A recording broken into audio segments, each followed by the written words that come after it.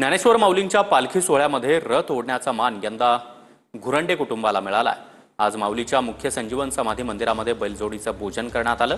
दरम्यान आळंदी नगरीमधून ढोल ताशांच्या गजरात या बैलजोडीची मिरवणूकही काढण्यात आली।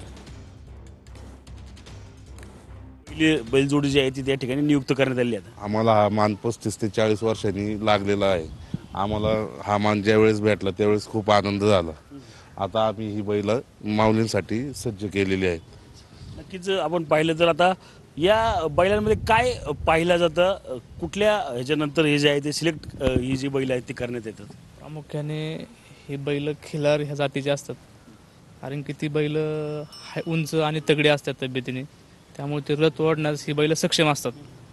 आणि बैल पाहताना बैल पांढरे शुभ्र पाहिजे, कोसा नसली पाहिजे, बैलांचे शिंग पाहिली जातात, बैल पत्र्या शिंगाची पाहिजेत, नख पाहिली जातात, नख ही काळी पाहिजे, गाजरी नसली पाहिजे, जेणेकरून डांबरीव चालताना व्यवस्थित पाय पडतात काळी नख असल्यास, ह्या गोष्टी पाहिल्या जातात। गुंडरे कुटुंबियांना जे आहे ते यावर्षी हा मान जो आहे तो या ठिकाणी मिळालेला आहे। 19 जूनला हे जे संत ज्ञानेश्वर माऊलींची पालखी सोहळा जो आहे तो आता पंढरपूरकडे प्रस्थान जो आहे तो या ठिकाणी करणार आहे।